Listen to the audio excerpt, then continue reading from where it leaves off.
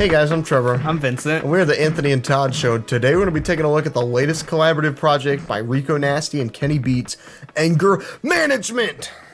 A film starring Adam Sandler and, who is it? Jack Nicholson. I loved his work in the PGA Tour. That's Jack Nicholson. That M. Rico Nasty is one of the fiercest female voices in the hip-hop community today. She's mostly known for her 2018 mixtape Nasty, where she had shorter hair. Now it's long. Tracks like Rage and Ice Cream I thought were some really fun and angry moments from Rico. They're angry, but they're also a collective to her character. Yeah, they really fit her well. They feel like really charming and goof. There's a sense of goofiness to them, but it's definite to her, and it makes her her. Yeah. And both of these tracks have in common, they were both produced by Kenny Beats, who really made a name for himself this past year, producing the majority of Vince Staples' record or album, mixtape, whatever it was. An album, I think. I can't remember.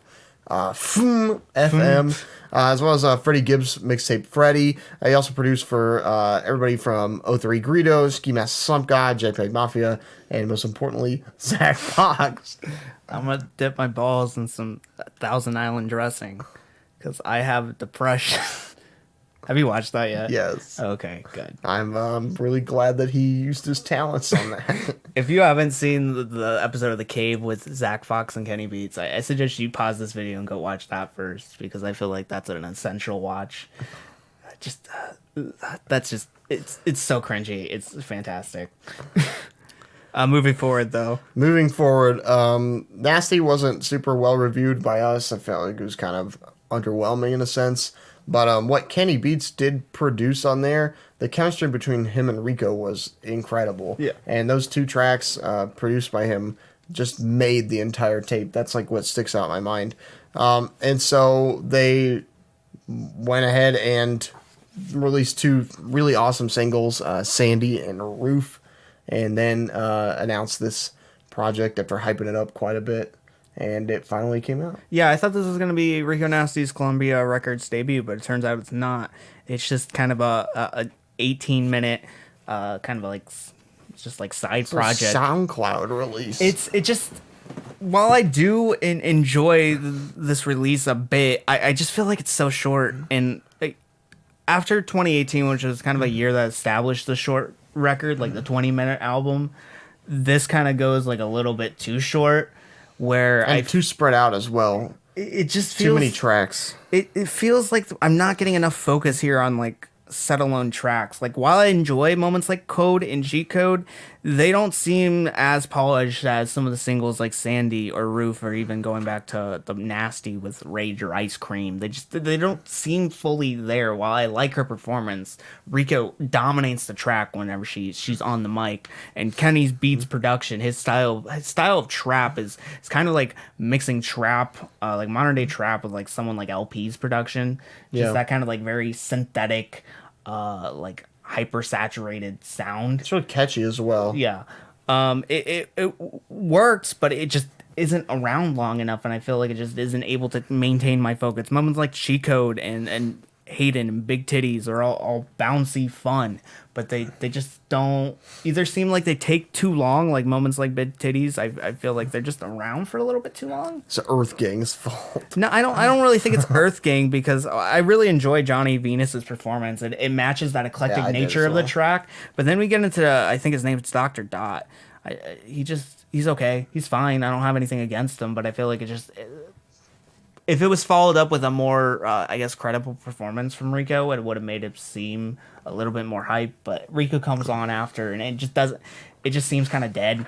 A bit like the tracks should have ended like a minute ago, even though it's only 2 minutes.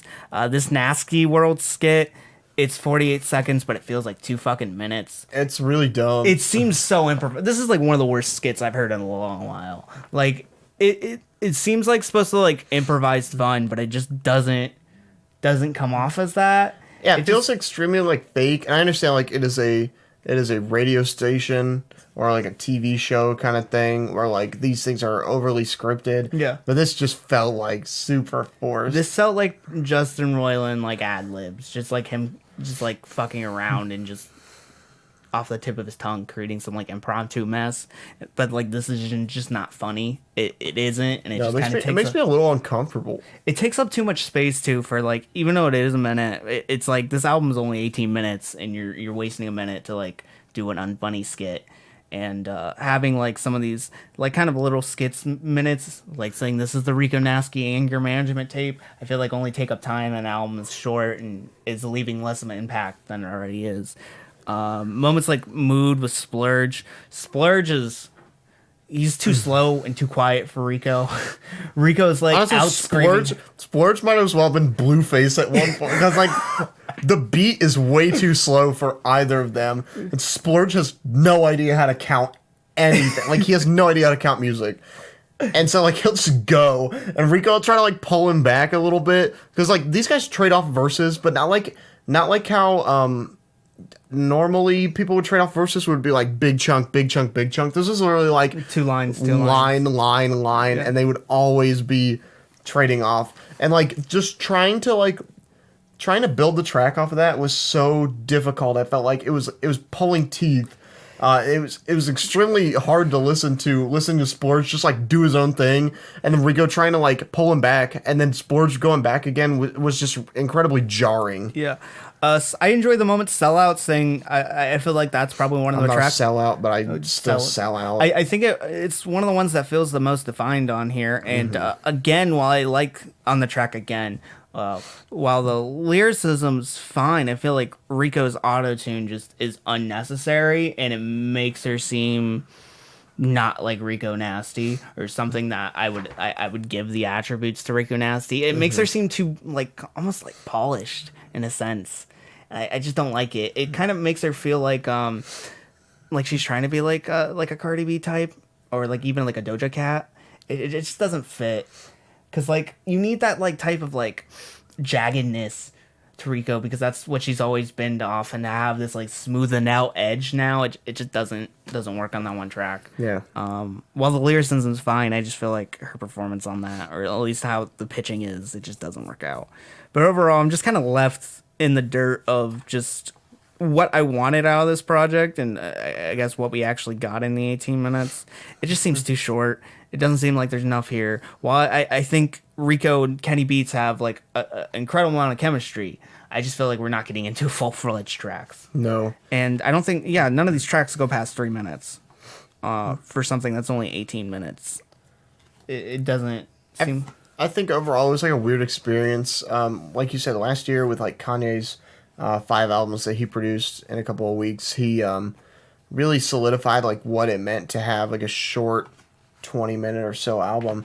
And all of those records had 7 tracks. No, I think one had 8. Yeah, I think the Tiana Taylor's had 8. Yeah. 7 or 8 tracks, and it like wasn't a big deal because I felt like they each stayed their welcome, and they made sense to be on there. They were longer over tracks. time, yeah, they were longer tracks with a shorter number.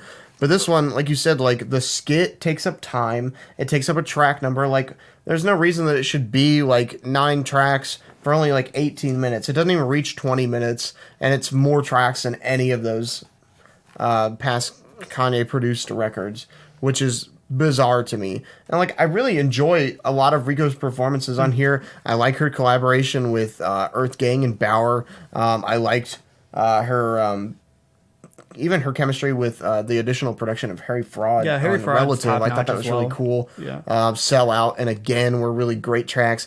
But I mean, we just had other moments where I was like, okay, like Cheat Code is literally the Tia Tamera track with Doja Cat. It's got the same flows. It's got the same lines essentially, but like swap out just a little bit. Swap out a couple of the words, and you've got a new track. I thought that was kind of a cop out. Nasty World was just a horrible skit. Mood with Splurge on it was awful. Seriously, she might as well have gotten Blueface. And She might as well have gotten Gunna. I think I would have liked it better if Blueface was on here because I know like he's always gonna mess up the beat, but like this was just bad. It was just really jarring to listen Splurge to. seemed like he was legitimately afraid of the mic. Like he was talking from like back here. Like he just didn't I just wanna get could not close to it. think, Kenny like- Beam had to like push him closer to the mic with like a broom. So he like Rico Nasty was holding him by a chain, like pulling him closer, lassoing him up. That's the only part I think that the chemistry between Kenny Beats and Rico kind of falters a little bit, is because I just felt like Kenny made that beat too slow for Rico. Yeah. She couldn't be her fiery self over the top of it, and it was a constant battle between her and that beat and Splurge. It was a three-way battle. And another thing I don't understand, I feel like I would have rated this album a little bit highly. I would rate it higher if it had Sandy and Roof on it. Yeah. Those tracks are fully fledged. They're available, and I don't know if it's like maybe a licensing issue through Columbia, and maybe that's how they got them distributed and that they couldn't put on there, but like they're done. I don't know why they are not on here. They definitely should have been.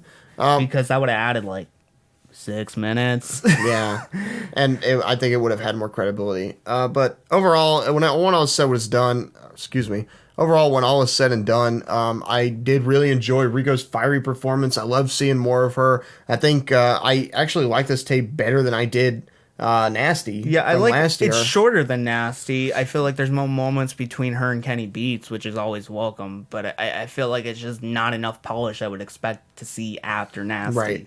I mean, still for what it is worth, though, I did enjoy this little condensed, rough around the edges project from Rico better than I did last year's Nasty, because I think that the chemistry between her and Kenny Beats is just so fiery, and I enjoy watching it so much that I have to rate this higher.